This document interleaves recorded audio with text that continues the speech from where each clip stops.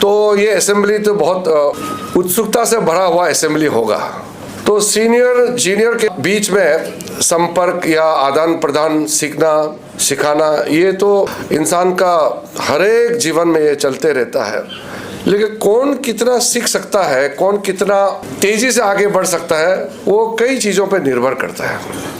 मुझे लगता है कि हर इलेक्शन अलग एक्सपीरियंस है और हर लोकसभा टेन्योर थोड़ा सा अलग है। तो ये ओवर कॉन्फिडेंट होना कि मैं बहुत सीनियर हूँ, मुझे सब कुछ मालूम है, ये भी बड़ा रिस्की वाला चीज़ है। तो सीनियर को भी सीखते रहना है, जूनियर को तो और भी सीखना ही है। तो मैं अपना एक्सपीरियंस मैंने देखा है कि जब मैं फर्स्ट टाइम नए नए आए थे, हमारा नेता अटल बिहारी वाजपेयी जी, आडवाणी जी सब पार्लियामेंट में हम लोग साथ में थे। तो हम लोग पीछे में बैठ करके, बहुत पीछे में हमारा सीट हुआ करता था क्योंकि फर्स्ट टाइम। तो जो फ्रंट में बैठते हैं उससे उसका बिहेवियर सिर्फ कैसे बात करता है वही नहीं, उनका हाव भाव कैसे है, फिजिकल बिहेवियर कैसे है, किस समय क्या रिएक्ट करता है, बॉडी लैंग्वेज क्या है, ये सब बहुत महत्वपूर्ण चीज़ है। हमने कोशिश किया सीखने का और मुझे खुशी है, आज भी मैं अपने आप को खुशनसीब समझता हूँ कि बहुत जल्दी 4-5 महीने के अंदर में बहुत इम्पोर्टेंट बिल्स और डिस्कशन में मुझे बात करने का मौका मिला और प्रथम में बात करने का मौका मिला। क्योंकि आप जब किसी भी बिल या चर्चा का जो लीड करता है, आप डिस्कशन को जब इनिशिएट करता है तो आपको लंबा समय मिलता है, 40 मिनट 50 मिनट तक बोल सकता है। बिजनेस एडवाइजरी जितना टाइम तय करता है उस हिसाब से आपको ज़्यादा मौका मिलता है, और जो लास्ट में जो बोलता है उसका कम समय मिलता है। तो स्पीकर बेल बजाना शुरू हो जाता है कि आपका टाइम ख़त्म हो रहा है, आपका स्पीच बंद करो। तो ये जो आगे बोलने का मौका जो मिलता है, इसके लिए थोड़ा सा आपको मेहनत तो करना पड़ेगा, क्योंकि ये सिर्फ आपके लिए नहीं बोल रहे हैं, आप आपका सरकार के लिए, आपका पार्टी के लिए और आपका कॉन्स्टिट्यूएंसी तो है ही है।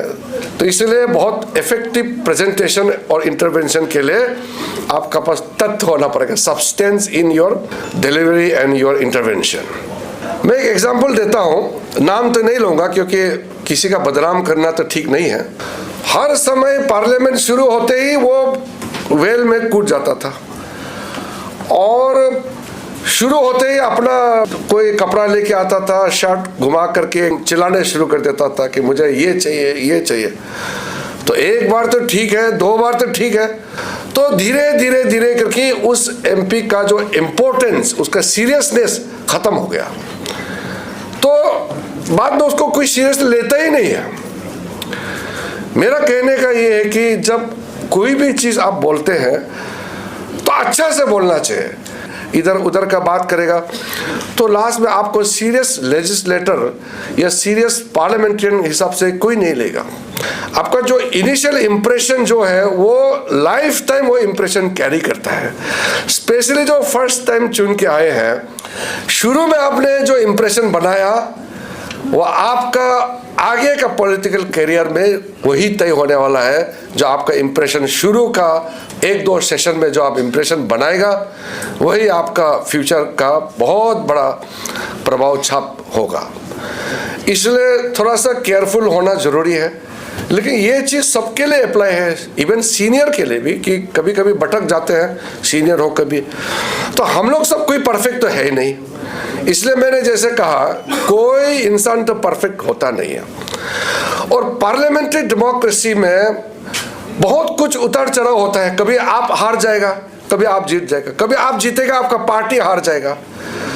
तो इसमें आप सक्सेस होगा लेकिन बाकी का फेलियर से आप भी फेल हो जाते हैं। तो इसलिए ये कॉम्बिनेशन ऑफ वेरियस थिंग्स बहुत चीज़ों का निर्भर करता है। तो चैलेंजेस बहुत ज़्यादा है पार्लियामेंट्री डेमोक्रेसी में। हम लोग तो कॉन्स्टेंटली हम लोग को देखते रहते हैं। जब मैं कानून मंत्री था तो मैंने एक बात बताया कि सब लोग इम्पोर्टेंट है, जुडिशरी, एग्जीक्यूटिव, लेजिस्लेचर सब इम्पोर्टेंट है। डिफरेंसेस ये है कि एग्जीक्यूटिव में कोई ऑफिसर बन गया तो उसका पूरा का पूरा लाइफ जब तक सर्विस में है बस काम करते रहो अच्छा से, तो आप सर्विस में रहेगा। एक बार आप जज बन गया, जब तक आप रिटायर्ड नहीं होता है आप जज रहेंगे। हम लोग तो सिर्फ 5 साल के लिए हैं, हर 5 साल में रिन्यू करते रहना पड़ेगा। इसलिए हमारा जॉब सबसे कठिन है, क्योंकि हमारा तो 5 साल में परीक्षा होते रहते हैं। उससे मायूस तो होना नहीं है, अपना काम जो करना है वो करते रहना चाहिए। कुछ एमपीज और कुछ एमएलएज कुछ सब्जेक्ट स्पेसिफिक हो जाता है, जैसे कि फाइनेंस में आप एक्सपर्ट हो जाते हैं, कोई एमएलए एमपी एग्रीकल्चर में एक्सपर्ट होता है, कोई इन्वायरमेंट में एक्सपर्ट होता है, जानता तो है सब चीज़ में बोल सकता है, मगर एक्सपर्टाइज, जैसे कि मैं शुरू में सिक्योरिटी के बारे में बहुत बोलता था कि कोई भी सिक्योरिटी का इशू पार्लियामेंट में चर्चा होते हैं तो मैं जरूर बोलता था, क्योंकि मैं कॉलम लिखता था न्यूज़पेपर मैगजीन में, यूनिवर्सिटी समय से लिखता था। तो जब सिक्योरिटी का बात आता है तो मुझे पार्टिसिपेट करने में बहुत आसान होता है, क्योंकि मेरा पास आइडियाज बहुत है। उसी प्रकार से विदेश नीति के बारे में जब बात करता है फॉरेन पॉलिसी में, तो मुझे बहुत अच्छा लगता है। लेकिन आजकल मैं मंत्री हूँ तो मैं अपना सब्जेक्ट सरकारी चीज़ को ज़्यादा बोलता हूँ, क्योंकि विभागीय जो है वो अपना अपना मंत्री ज़्यादा बोलेंगे, तो हम लोग इधर उधर का बात ज़्यादा नहीं करने से ज़्यादा अच्छा होता है। लेकिन as a MLA, as a MP, सारा चीज़ का जानकारी रखना तो बहुत ज़रूरी है, लेकिन कुछ सब्जेक्ट में मास्टरी करना, एक्सपर्टाइज हो जाना, ये बहुत यूज़फुल होता है। तो बाद में याद करता है कि ऐसा कुछ कॉन्फ्रेंस होगा तो ये एमएलए को बुलाओ, इनका भाषण बहुत अच्छा था, ये इनको इस सब्जेक्ट के बारे में जानकारी है। दूसरा बात है कि इंडिया के अंदर में, भारत में एमपीज और एमएलएस का लाइफ बहुत कठिन है, बहुत चैलेंजेस है। मैं 2004 में इंग्लैंड गए थे, वहाँ का पार्लियामेंट्री सिस्टम और आदान प्रदान का कार्यक्रम था। तो वहाँ का जो सबसे सीनियर मेंबर ऑफ पार्लियामेंट को फादर ऑफ द हाउस बोलते हैं, तो उसका नाम था सर पैट्रिक कॉर्मैक। बहुत बूढ़ा हो गया, अभी तो हाउस ऑफ लॉर्ड्स में चले गए। तो वो 8 टाइम्स यूके में जीता था, तो उनके साथ मेरा प्रोग्राम था। तो उसके कॉन्स्टिट्यूंसी में मुझे ले गए, साउथ स्टैफोर्डशायर में, और मैं दिन भर, क्योंकि उसका कॉन्स्टिट्यूंसी कैसे, what is the problem of the MPs in United kingdom, और हमारे इंडिया में क्या प्रॉब्लम है, चैलेंजेस है, वो हम लोग एक्सचेंज कर रहे हैं। तो उसका सुन के और देख के मुझे ऐसा लगा कि उनका जो इश्यूज है और उनका जो प्रॉब्लम चैलेंजेस है वो इंडियन मेंबर ऑफ पार्लियामेंट का 1% भी नहीं है। सबसे पहले तो यूके में 66,000 में एक एमपी होता है, more than 600 MPs, total population उनका लगभग 6 करोड़ है। हम लोग इंडिया में एवरेज में एक एमपी रिप्रेजेंट करता है नियरली 2.5 मिलियन पीपल। तो आप सोच के देखिए, वहां एक एमपी रिप्रेजेंट करता है 66,000, वो तो यहाँ का एमएलए में उसका 4 गुना पॉपुलेशन रिप्रेजेंट करता है। अब उड़ीसा में भी तो एक एमएलए एवरेज में कितना होगा, कम से कम 2.5 लाख, 2 से 2.5 लाख, आप सोचिए। तो यूनाइटेड किंगडम में एक एमपी का एवरेज वोटर 66,000। तो हमारा जनसंख्या इतना ज़्यादा और हमारा थोड़ा सा इकोनॉमिक कंडीशन उनसे नीचे था, हमारा डिपेंडेंट ज़्यादा है, सोशल इश्यूज ज़्यादा है इंडिया में। तो एक एमएलए आप सोचिए, जब यहाँ से कॉन्स्टिट्यूशन जाएंगे तो सुबह सुबह आपका घर में कम से कम 300-400 आदमी तो आ ही जाएगा मिलने के लिए। यूके में तो पर्सनली कोई आता नहीं है, बस कोई प्रॉब्लम है तो मेल डाल देता है। अगर किसी को मिलना है तो एक चिट लिख करके हाउस ऑफ कॉमन में डाल देता है कि मैं उनका पार्लियामेंट्री कॉन्स्टिट्यूंसी से आया है, मुझे मेरा एमपी से मिलना है, वो डाल देता है। डायरेक्ट टेलीफोन नहीं करता, वहाँ फ़ोन करने का वो डायरेक्ट फ़ोन करने का सिस्टम नहीं है। आजकल भी मोबाइल यूज़ करता है मगर SMS करता है, और भी can I talk to you, can I speak to you, और कन्वीनियंट टाइम क्या है पूछता है। हम लोग यहाँ तो सीधा फ़ोन करके खाना खा लिया क्या पूछता है, मतलब आप किस परिस्थिति में बैठा होगा, मीटिंग में बैठा है कि नहीं, आप सो रहा है, कोई पूछता नहीं, सीधा डायल कर देता है। वहाँ मैसेज करके उसके बाद पूछता है कि when are you free, please call back. हम लोग यहाँ तो सुबह सुबह 6-700 तो ऐसे ही घुस जाते हैं घर में। तो हमारा यहाँ चैलेंजेस बहुत ज़्यादा है। तो इंडिया में any elected position, whether MP, MLA, panchayat leader, corporator, कोई भी हो, इंडिया के अंदर में चैलेंजेस बाकी कंट्री से बहुत ज़्यादा है, इसलिए यहाँ एमएलए बनना, एमपी बनना और बन के फिर से दोबारा जीतना बहुत कठिन है। इसलिए जो 2 बार 3 बार जीतता है, आप सोचे कितना मेहनत करता होगा, और जो 6 बार 7 बार जीतता है, 8 बार जो जीतता है, आप सोच के देखिए उसका इलेक्टोरल जीवन में कितना संघर्ष किया होगा, तब जाकर के इतना बार चुनाव जीतता है। तो ये सब चैलेंजेस के बावजूद practical difficulties in the constituency you have to still perform as a MLA. अब इसमें आपको स्टडी भी करना है, पढ़ना पड़ेगा, जितना पढ़ेगा उतना ही तो सीखेगा। अच्छा लेजिस्लेटर बनने के लिए, अच्छा पार्लियामेंट्रियन बनने के लिए बहुत अध्ययन करना होगा, studies, research and also listen. जितना जो सुनता है उतना फायदा होता है।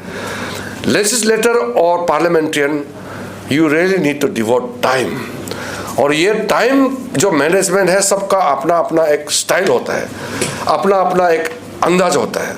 जितना पार्लियामेंट और असेंबली चलेगा उतना ही पार्लियामेंट्री डेमोक्रेसी के लिए हेल्दी है। जितना डिस्ट्रप्शन होगा उतना पब्लिक के नज़र में हम लोग का क्रेडिबिलिटी गिरता है। अब जो लोकसभा में अगर कंटिन्यूसली 2-3 दिन हंगामा होता है तो फिर उसका असर होता है हमारा क्रेडिबिलिटी ऑफ इंडियन डेमोक्रेसी में। कभी कभी एक हंगामा से बाकी चीज को कवर कर देते हैं। जैसे कि उस दिन हम लोग 12 बजे तक पार्लियामेंट चलाया, रात को 12 बजे तक। मैं तो 12 बजे के बाद स्पीकर के साथ में बैठ करके फिर काफ़ी चीज़ें नेक्स्ट डे का बिजनेस तय करना पड़ता है। घर आते आते 3 बज गया सुबह। अब ये चीज़ तो कोई न्यूज़पेपर को तो मालूम नहीं है कि पार्लियामेंट्री अफेयर्स मिनिस्टर 3 बजे वापस आया पार्लियामेंट से और अगले दिन का बिजनेस पूरा फाइनलाइज करके आया, वो नहीं जानते हैं। सुबह 11 बजे में एक हंगामा हुआ था, वही न्यूज़ चलते रहता है कि अरे पार्लियामेंट तो हंगामा हो गया, ये गड़बड़ हो गया, ये लोग इलेक्टेड एमपीस लोग क्या कर रहा है, they are wasting the public money, ये सब होता है। लेकिन हंगामा हुआ 5 मिनट, उसके बाद पूरा दिन भर चला, रात तक चला, लेकिन वो रिपोर्टिंग नहीं होता है। तो इसके लिए पब्लिक को भी अवेयरनेस करना होगा कि we are elected MLAs and MPs and we are responsible people and we are working. Polity में, पब्लिक लाइफ में आपका क्रेडिबिलिटी पब्लिक का नज़र में बनाए रखना बहुत ज़रूरी है। ये डेमोक्रेसी के लिए बहुत ज़रूरी है।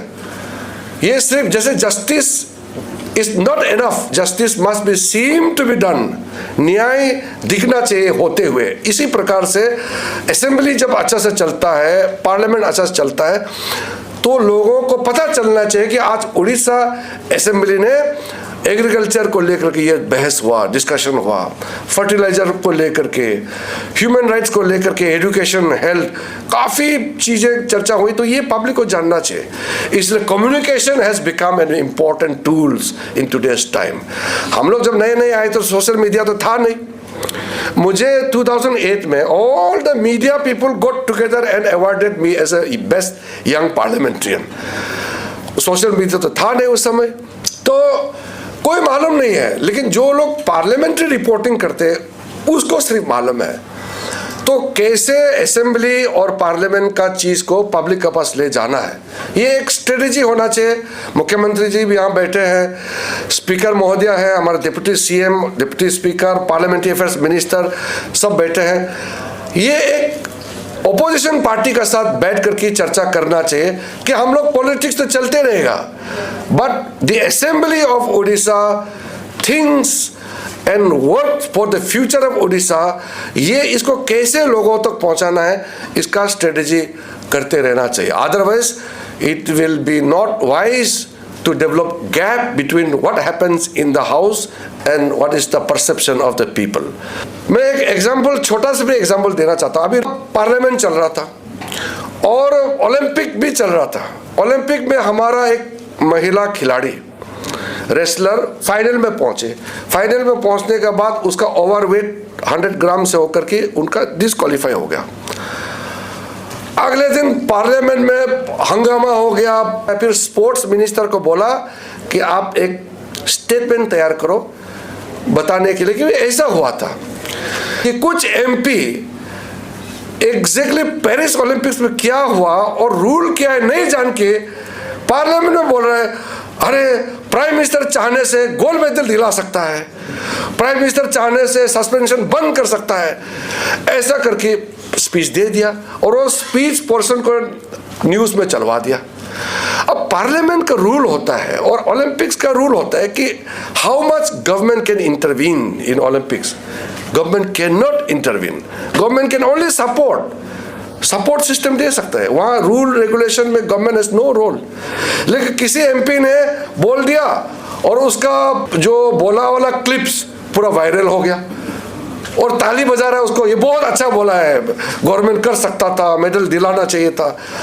House runs with conventions and rules and procedures.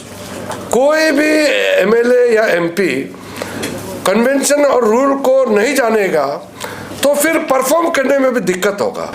Orissa is a blessed land and Odisha people are extremely good people. तो ऐसे में there's no doubt the quality of Odisha assembly will be of high standards. इसमें कोई doubt नहीं है, but we have to make it higher. और अगर आप जितना बैठे हैं आज, आप चाहेगा तो Orissa assembly can be one of the defining assemblies of our country. ये कर सकते हैं और ये मेंबर्स को ही करना होता है। तो इसलिए मेरा भी जिंदगी में हम जितना देखा है और आगे जो सोचता हूँ कि parliament and all the assemblies of our country we must have closer coordination. और मैं आगे जाकर के भी काम करना चाहता हूँ। There should be more regular interaction between the systems which we have created in the parliament and various assemblies.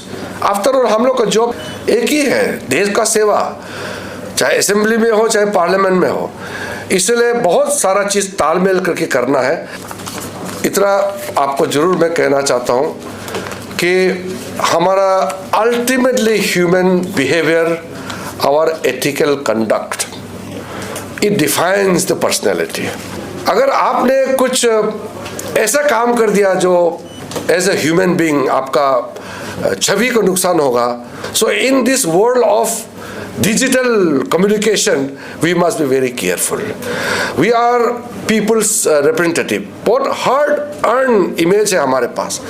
एक गलती से पूरा इमेज तबाही हो सकता है। Our conduct, our behavior, it's extremely important and we have to be very very careful, especially in today's time.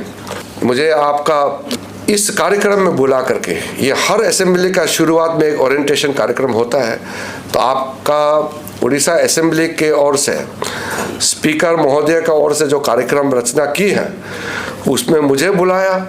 मैं बहुत आनंदित हूँ, बहुत ही मुझे अच्छा लग रहा है। और साथ में मुख्यमंत्री जी, डिप्टी चीफ मिनिस्टर दोनों, हमारा पार्लियामेंट्री मिनिस्टर और डिप्टी स्पीकर और प्राइम मिनिस्टर, हमारे एमएलए, आप सब इस ओरिएंटेशन कार्यक्रम में भाग लिया। ये बहुत लाभदायक होगा और आपका जो पूरा tenure 17th Orissa legislative assembly का टेन्योर जो है बहुत अच्छा होने वाला है। मैं अभी से देख रहा हूँ, मैं महसूस कर सकता हूँ।